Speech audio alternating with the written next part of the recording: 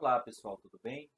Meu nome é Jorge Marmelstein e eu estou aqui com vocês nesse evento de Direito Constitucional para falar um pouco de algumas inquietações, que esses tempos pandêmicos nos trazem, especificamente algumas preocupações relacionadas aos direitos fundamentais, que é a minha área, né? Eu sou pesquisador dentro da área de direitos fundamentais, né? E vou tentar compartilhar aqui com vocês um pouquinho dessas minhas inquietações. O tema que eu escolhi para tratar aqui com vocês é um tema relacionado à liberdade de expressão. Né? Para ser mais específico, a minha ideia é tentar, né, trazer uma categoria nova dentro do debate da liberdade de expressão, que pode ser considerado como um limite. Né? São as bullshits. Eu vou falar um pouco sobre isso, vou explicar o que são as bullshits. São a categoria da epistemologia contemporânea, né, que é parecido com fake news, mas é um pouco diferente. Né? Eu vou depois explicar para vocês o que é.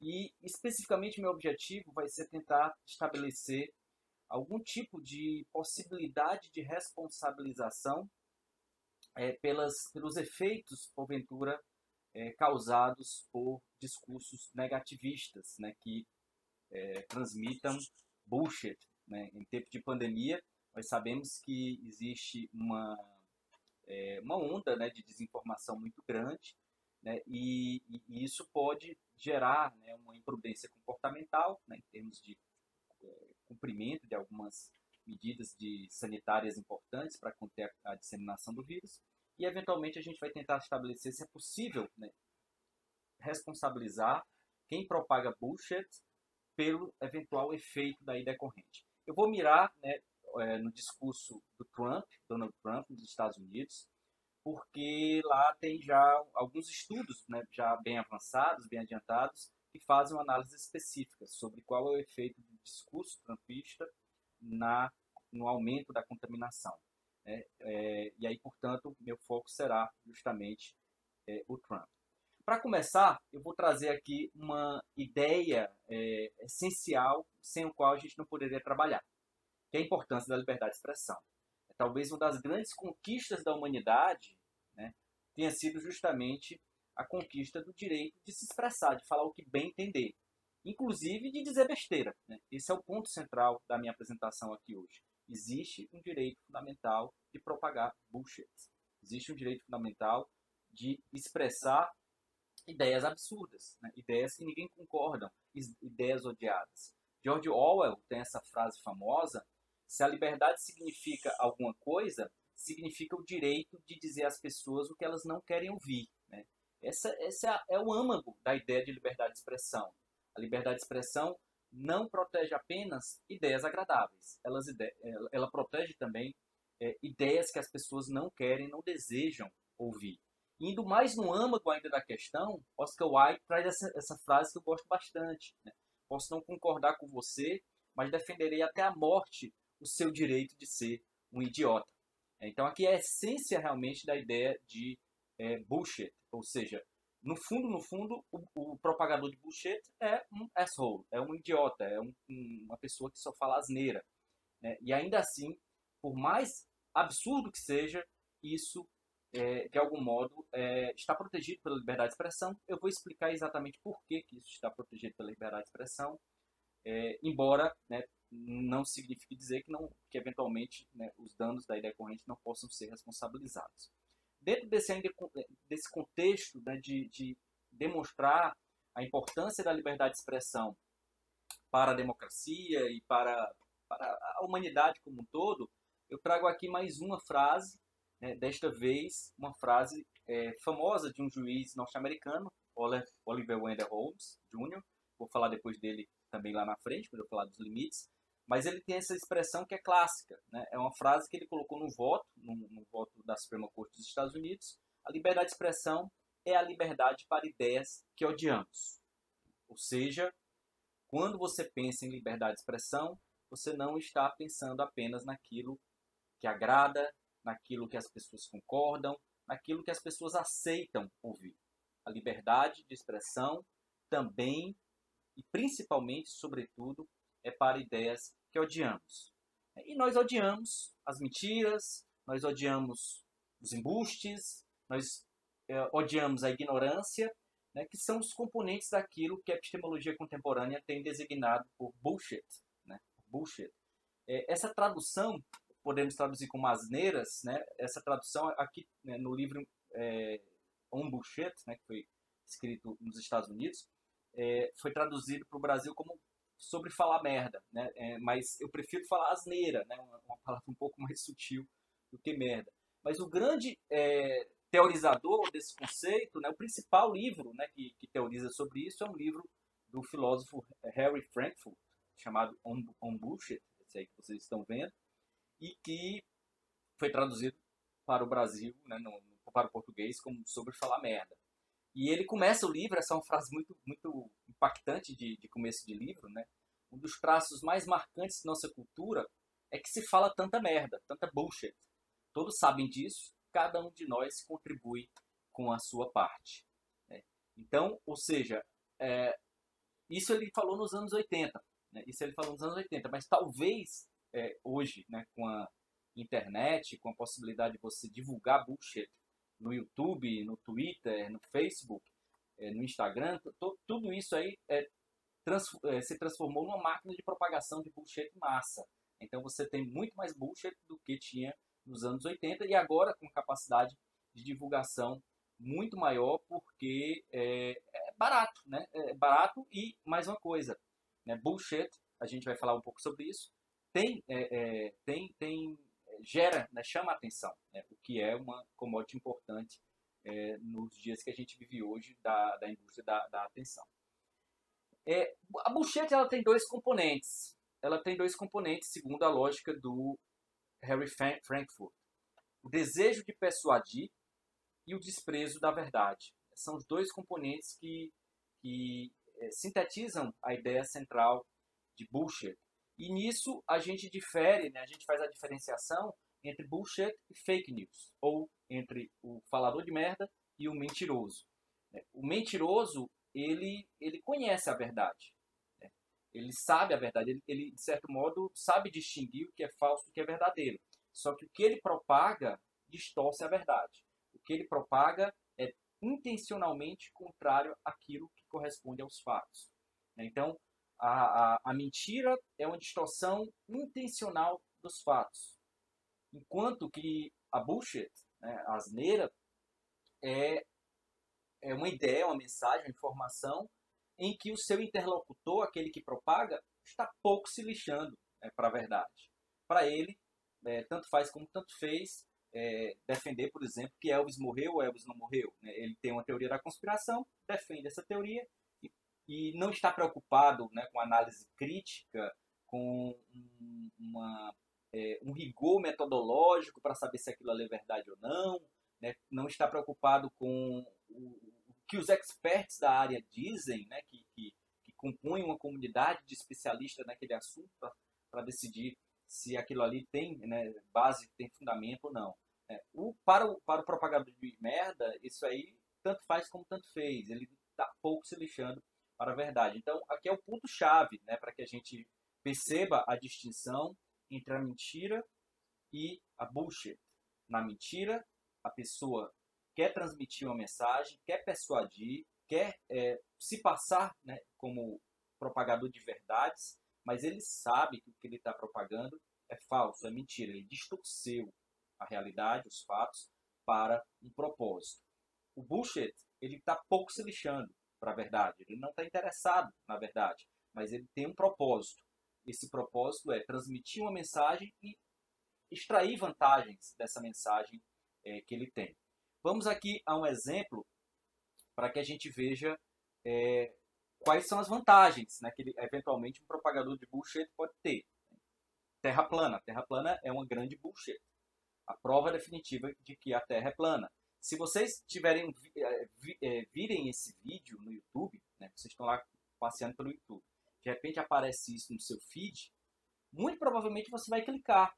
É um vídeo que chama a atenção. É algo curioso, né? Como é que uma pessoa tem uma prova definitiva de que a Terra é plana?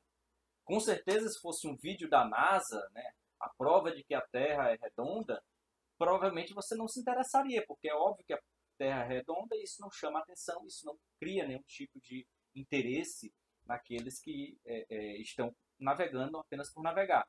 Por outro lado, esse tipo de mensagem, né, ele vai chamar atenção. Na medida em que chama atenção, as pessoas vão clicar. Na medida em que as pessoas vão clicar, isso vai gerar views, vai gerar audiência, vai gerar retorno, né, financeiro, vai gerar engajamento, vai gerar, enfim, ele vai crescer. Né? Na economia da atenção, vence aquele que consegue chamar a atenção por mais tempo. Então, na medida em que ele consegue chamar a atenção, o público dele aumenta, ele tem mais retorno, né, de atenção, né, e isso vai ser proveitoso para ele. Então, por que a gente simplesmente não proíbe? Né? Por que a gente simplesmente não diz, olha, é bullshit, é absurdo defender que a Terra é redonda, nenhum especialista na área aceita essa hipótese?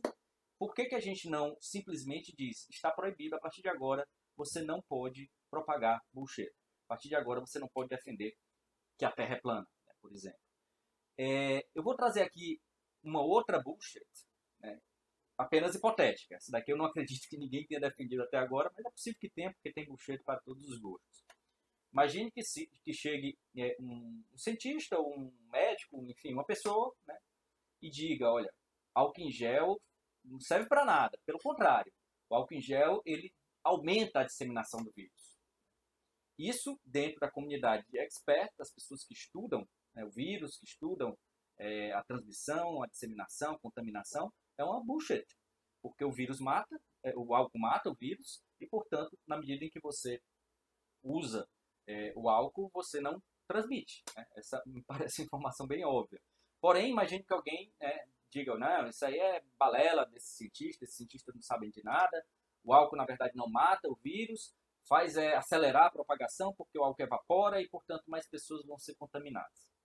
Uma bullshit.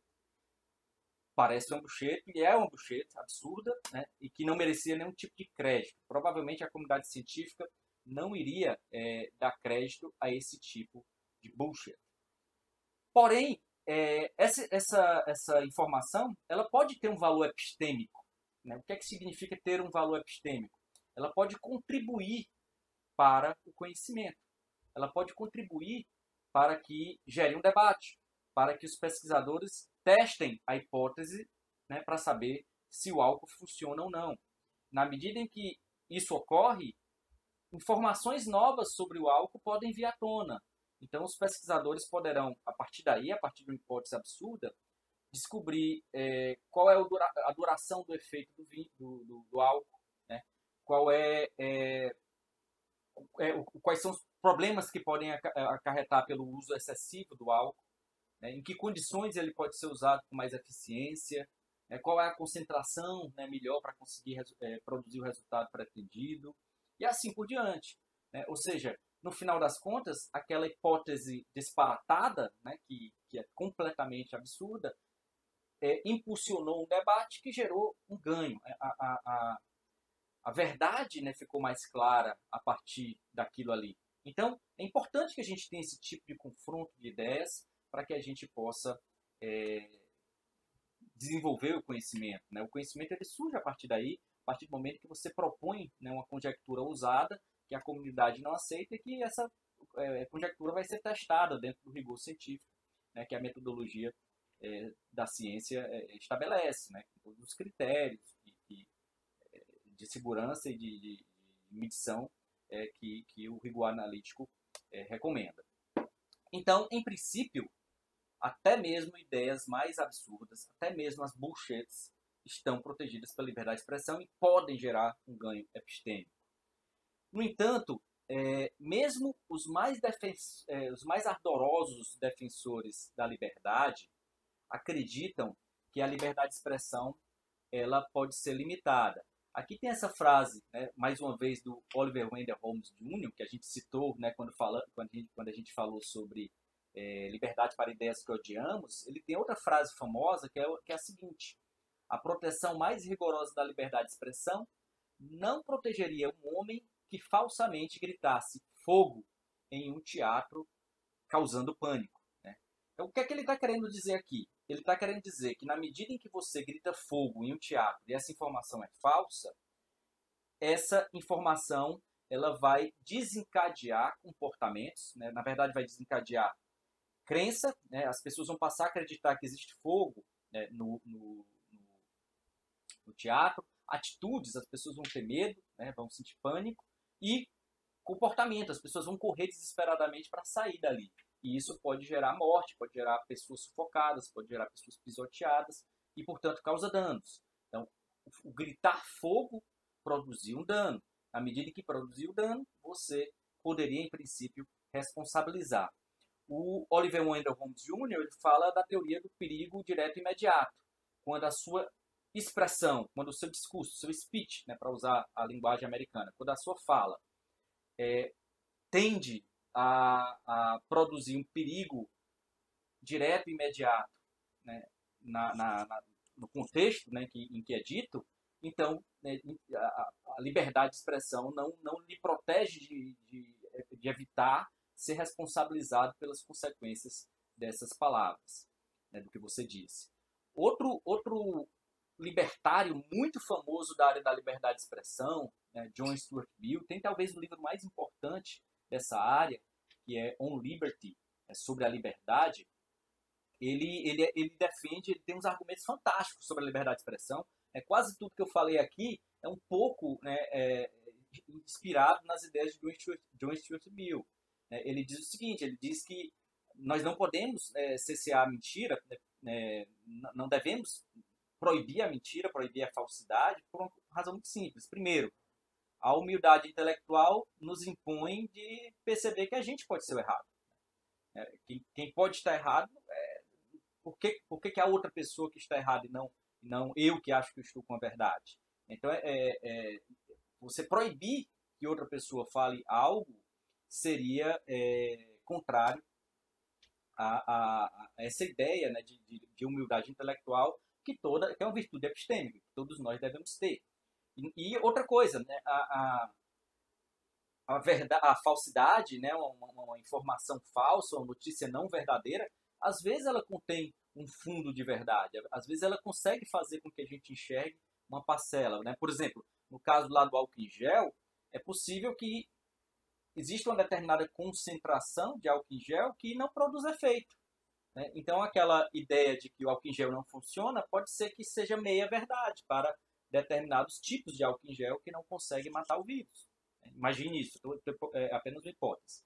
Então, acaba que a hipótese falsa ela pode conter um fundo de verdade, né? E por isso ela não pode ser cesseada.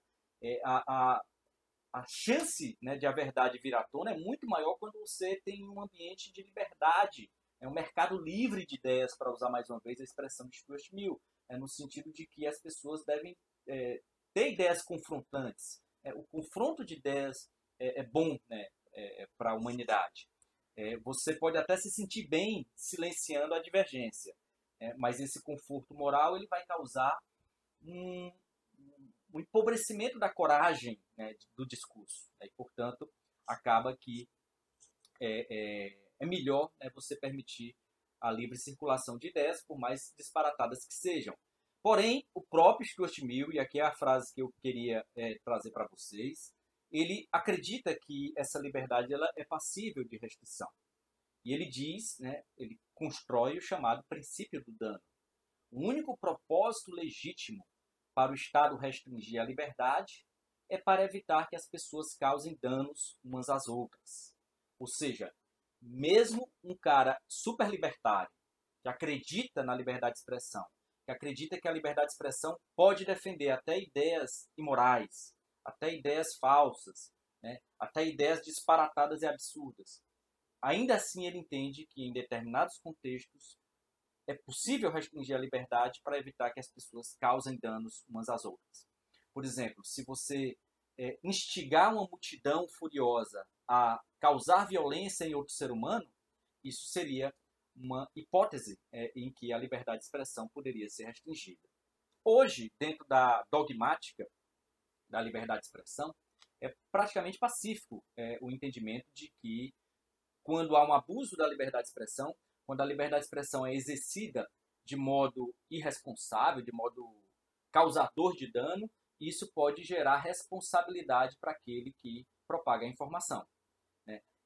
Inclusive, essa é a razão pela qual se proíbe o anonimato, né? Se a gente for analisar o fundamento, por que é proibido o anonimato, a gente vai ver que a ideia é que todo aquele que propague uma ideia possa ser responsabilizado, né, pelas consequências daquilo que ele é produzido.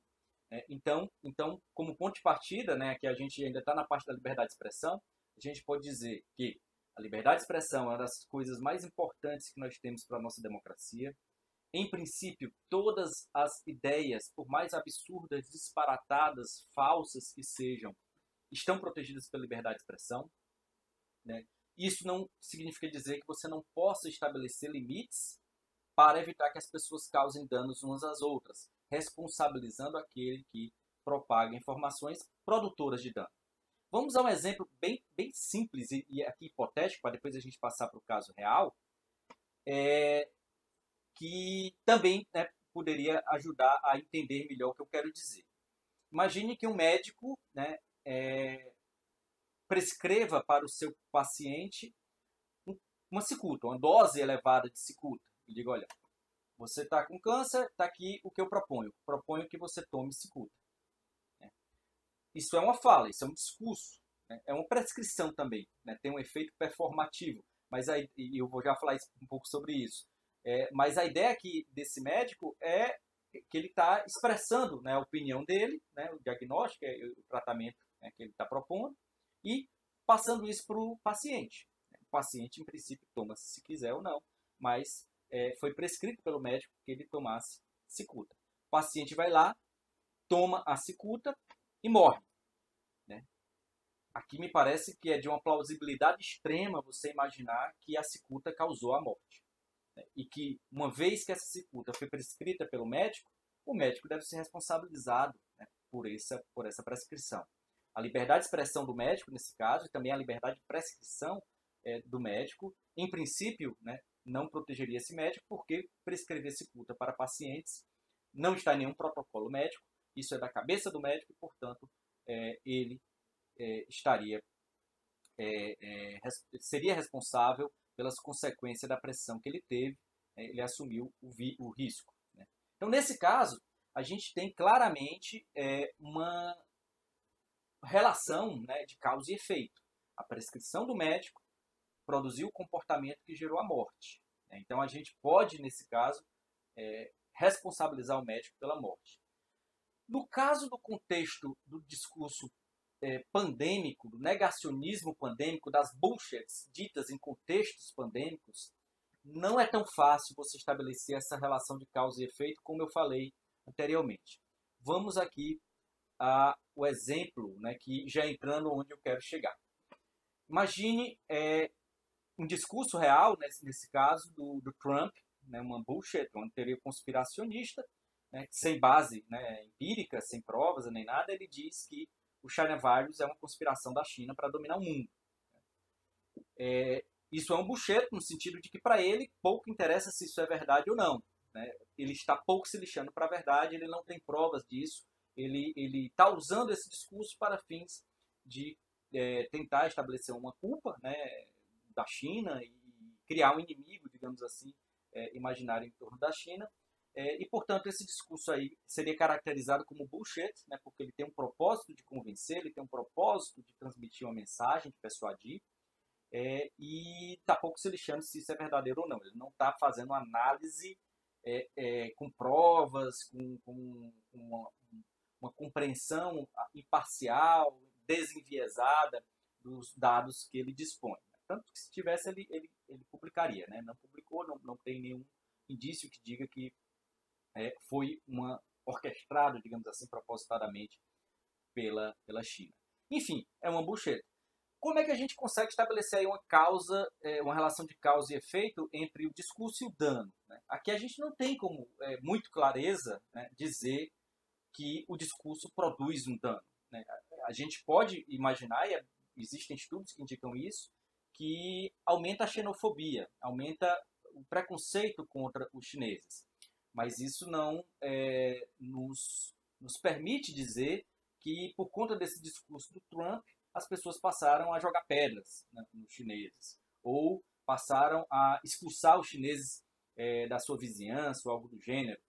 Pode ser que tenha ocorrido, né? E uma vez ocorrendo, a gente pode estabelecer, inferir uma relação de causalidade.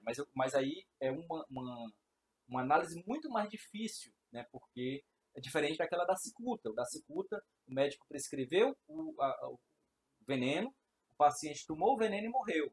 Aqui, o Trump está colocando uma mensagem anti-China, essa mensagem vai gerar o aumento da xenofobia e pode ser ou não que alguns dos seus seguidores, né, passem a praticar violência, né, ou discurso de ódio, ou xenofobia, ou exclusão de direitos, né, contra chineses. Mas, em princípio, né, essa conexão entre o discurso e o dano não é tão direta. Diferentemente dos discursos propriamente pandêmicos. Né? Deixa eu falar eu vou citar aqui alguns, né, discursos pandêmicos, do negacionismo pandêmico, né, do Donald Trump, que já tem estudos, né, e aí, portanto, eu vou focar nesse tipo de discurso, né, deles. Tem um outro que é mais específico, que é da máscara, mas aqui, né, 4, né, frases, né, extraídas ao longo do período em que o Trump foi negacionista. É uma gripe como outra qualquer, né, uma frase dita no início da pandemia, com o intuito de minimizar, né, os impactos, né, da pandemia e dizer, olha, não precisa mudar o comportamento, é uma gripe como outra qualquer. Depois ele passou a defender alguns tratamentos, né, de duvidosa eficácia e segurança. Por exemplo, ele sugeriu que as pessoas tomassem água sanitária, né, às vezes até na veia, né, água sanitária, né, para poder matar o vírus. Né, e cloroquina cura, né, mesmo ainda não tendo uma definição científica sobre a eficácia e segurança desse tratamento. Depois, inclusive, veio a ser considerado como não eficaz, né, e até não seguro em algum contexto, mas naquele momento, para ele, pouco importava se era verdade ou não. Ele teve o propósito, né, de criar uma determinada ilusão e, a partir daí, adotar um determinado comportamento nos seus seguidores. Né? E por último, né, a vacina causa autismo, né, que claramente é um discurso que tem um propósito também, né, de gerar um pânico, né, gerar um medo, né, uma hostilidade em relação à vacina, o que também poderia prejudicar o combate à pandemia. Esses 4 discursos, essas 4 frases entram no contexto daquilo que a gente pode chamar de negacionismo pandêmico. Se a gente puder estabelecer uma relação de causalidade entre esse discurso, o aumento da contaminação e a morte daí decorrente de seres humanos, então a gente poderia, em princípio, dizer que esse discurso não estaria protegido. Repito, o discurso pandêmico, o discurso de bullshit, a propagação de bullshit, em princípio, está protegida pela liberdade de expressão. Essa proteção prima facie, né, que a gente chama dentro do contexto dos direitos fundamentais, essa proteção, em princípio, ela pode vir a ser relativizada se houver uma razão suficiente para justificar essa restrição, né, com base na proporcionalidade, ou seja, se outros valores estiverem em jogo na balança e esses outros valores forem mais importantes do que aquela proteção prima facie, então essa proteção prima facie ela não se torna definitiva. Eu estou usando aqui a teoria externa dos direitos, da restrição dos direitos fundamentais, a teoria do suporte fático amplo, que diz que, olha, tudo que se amolda à expressão está protegido em princípio pela liberdade de expressão, mas alguns discursos podem ser limitados a depender do dano que ele cause a determinados bens jurídicos, como, por exemplo, a vida humana. Isso é uma questão de dogmática da teoria dos direitos fundamentais. Não vou me alongar tanto sobre isso, mas é importante que vocês tenham em mente de que proteção prima facie não implica proteção definitiva. A proteção prima facie é um raciocínio.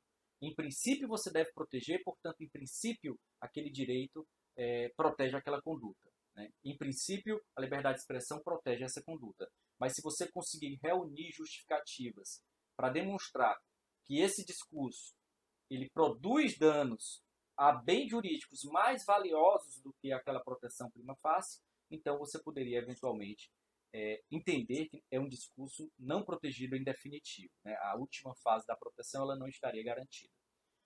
Então, é apenas para entender um pouco essa linguagem do que é proteção prima facie, o que é proteção definitiva. Isso é específico da teoria dos direitos fundamentais. Nesse caso, os 4 discursos são discursos de negacionistas que, eventualmente, eu não estou ainda afirmando, que podem produzir mortes. Eu vou trazer aqui um conceito que eu vou fazer da forma mais simplificada possível, mas que se baseia na própria ideia, né, que eu já contei do cinema. Né? Quando alguém grita fogo no cinema lotado, a reação é essa. Você vai, primeiro, mudar a crença das pessoas. Né? A crença inicial das pessoas é que o cinema é um lugar seguro, e que, a partir dali, que alguém gritou fogo, iniciou um incêndio. Né? Então, mudou a percepção da realidade. As pessoas passaram a acreditar que existe fogo dentro daquele cinema. E vão a atitude, né? Qual é a emoção que vai gerar? O medo, o pânico. As pessoas vão ficar desesperadas. E qual é o comportamento que elas terão? Elas vão querer sair de lá de dentro. Elas vão querer sair de qualquer jeito, inclusive desordenadamente, ao ponto de poder machucar pessoas. Nesse caso, a gente pode dizer que a palavra ela tem um efeito performativo na atitude das pessoas. Um efeito perlocutório, né, no ato de fala, que está escrito errado. Então, essa é uma teoria de John Austin, né, que ele diz que algumas falas ela não tem apenas o propósito de descrever ou de constatar, ela tem o propósito também de motivar a ação. Palavras têm o poder de motivar a ação. As palavras alteram a realidade. Né? Se eu falo, você está preso, né, e eu sou juiz, eu tenho o poder de prender, então a minha fala vai gerar uma consequência no mundo, ela vai ter um efeito, né, de mudar a realidade. Nesse caso, quem grita fogo vai gerar, né, vai desencadear um conjunto de ações nas pessoas, de comportamento, e, portanto, nesse caso, as palavras têm o poder de motivar ações. Quase todo discurso político ela tem o poder de motivar ação. O discurso político, por excelência, é um discurso de persuasão, é um discurso de convencimento. Portanto, em geral, né, quando você profere uma frase no contexto político, o seu objetivo é persuadir, você tem um interesse por trás. E aí, portanto, se esse seu discurso tem o poder de motivar a ação e essa ação, né, que ele motiva produz danos, então, em princípio, a pessoa, mesmo no contexto político que propaga bullshit, deveria ser responsabilizada.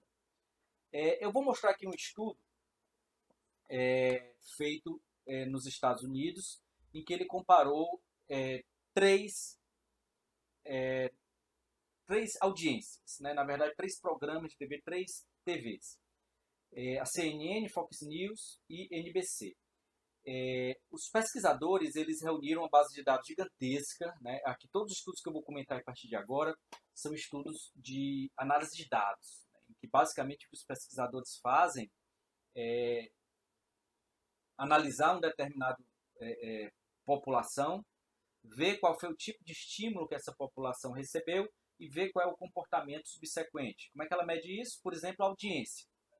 Você consegue saber qual é a população que assiste mais CNN, qual é a população, né, dentro de um determinado município, por exemplo, que assiste mais Fox News. E a partir daí você pode comparar. E também você pode comparar se essa população que assistiu CNN ficou mais em casa, como faz isso? Vendo a movimentação do celular. Pela movimentação do celular você consegue saber, né? E aqui está analisando 40 milhões de telespectadores, 40 milhões de pessoas, é uma amostragem muito grande. Você consegue saber se eles ficaram em casa, cumpriram, né, as ordens de distanciamento social ou não. Né? E do outro lado você mede, né, uma população que assiste mais, né, uma cidade que assiste mais Fox News e vê, né, qual é o índice de compliance, né, de respeito às ordens, né, de ficar em casa, de stay at home, que são medidas importantes para combater a pandemia. E o que é que se descobriu? Aqui é uma análise, né, que foi feita pela Columbia Business School, é um estudo de econometria em que os pesquisadores fizeram essa análise do comportamento do público, né, da audiência. percebeu-se que no início da pandemia, antes de começar a pandemia, né, todos tinham um comportamento semelhante. A partir do momento em que se começa a ter as ordens de fica em casa, né, o stay at home, que é aquela linha que está traçada ali no momento, logo depois de março, né, o gráfico ele fala fevereiro, março, abril, maio, junho, julho. Pouquinho depois de março, com o início de março, há uma disparidade, né, de comportamento. O público da CNN, né, que recebeu informações não negacionistas sobre a pandemia, ficou mais em casa, tendeu a respeitar melhor as ordens de ficar em casa. Enquanto que o público da Fox News, que adotou um discurso negacionista, ou seja, minimizou os impactos da pandemia, reproduzindo em grande parte o discurso de Trump, adotou uma maior, digamos assim, imprudência comportamental. A taxa de isolamento social foi menor. Nesse caso, para quem conhece metodologia científica, sabe que a gente não pode extrair correlação de causalidade, né? A gente não pode dizer que as pessoas que ficaram em casa naquele lugar ficaram em casa por terem assistido a Fox News, né? Nós não conseguimos estabelecer essa relação de causalidade porque pode ter tido vários outros fatores que fizeram com que essas pessoas atrasassem o processo de cumprir, né, as ordens de isolamento social. Por exemplo, pode ter sido uma predisposição ideológica, né?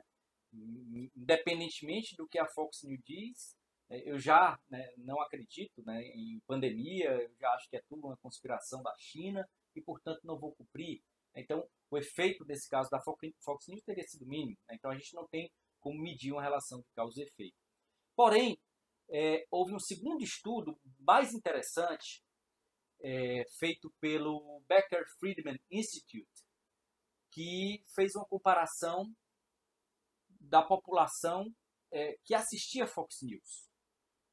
Esse estudo é interessante porque ele consegue estabelecer algum tipo de causalidade, né? O que aconteceu? Eles fizeram aquela mesma questão de raspagem de dados, né? Pegaram os dados, né, relevantes, né, e compararam. Nesse caso, eles fragmentaram, né, eles fizeram uma setorização, segmentação do público.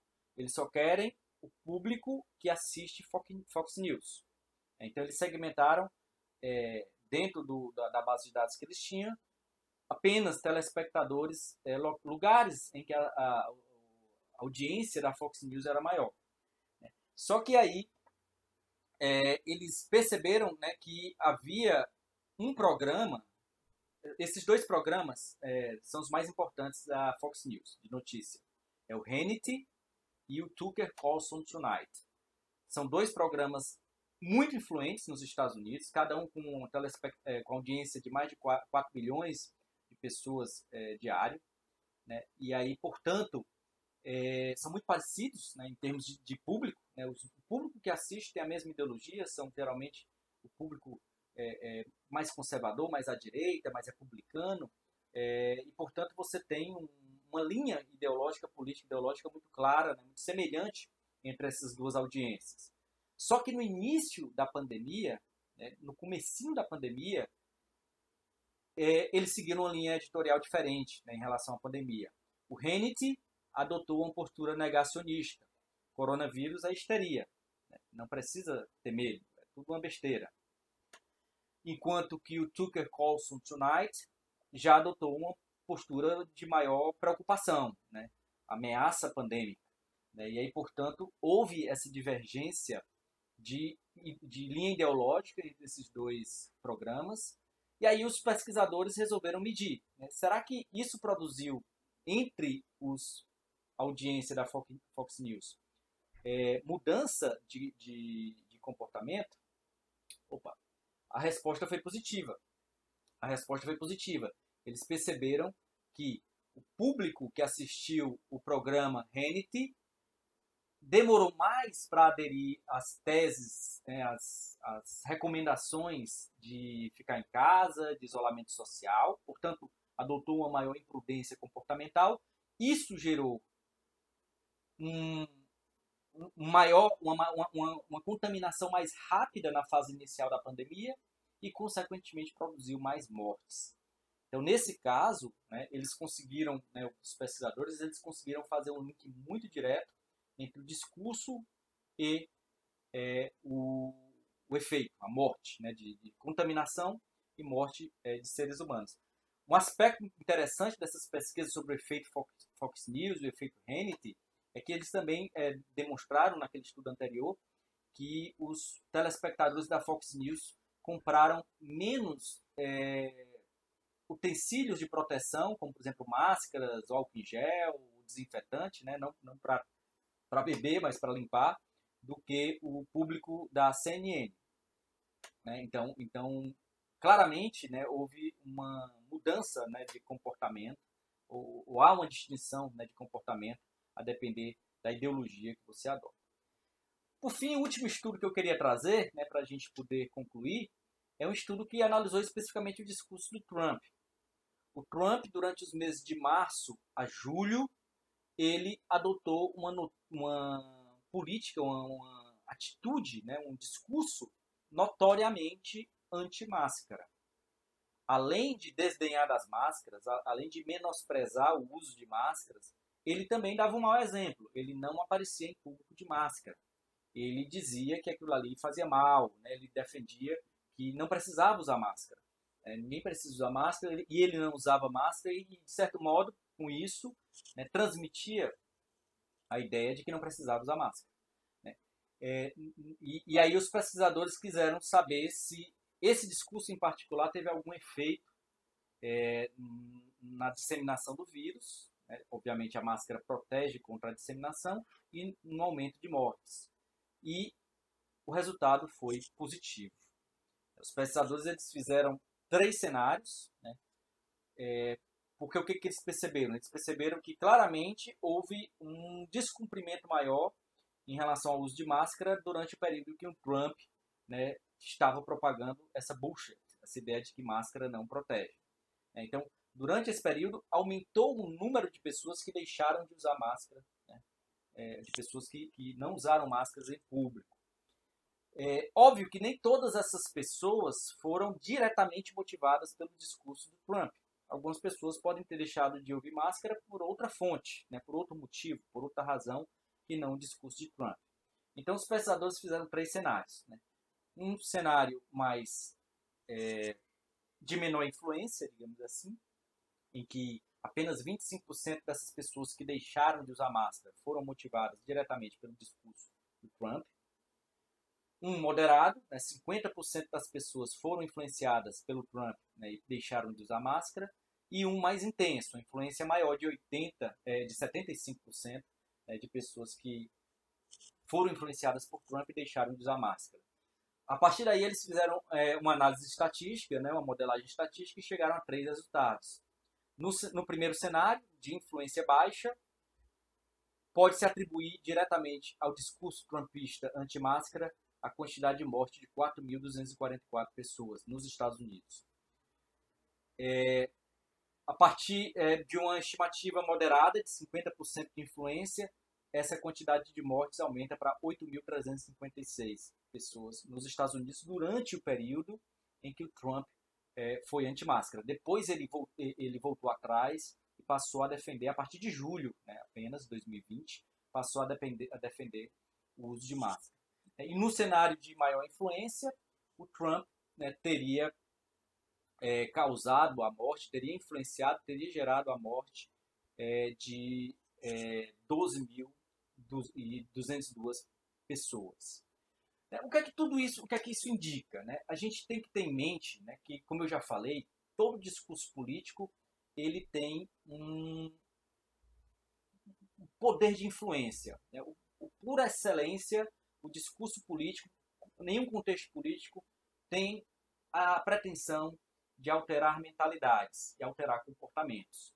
Você fala aquilo, né? Você tem quando um político transmite uma informação, quando o político profere um discurso, ele tem bônus, ele vai receber algum tipo de capitalização política em cima daquele discurso.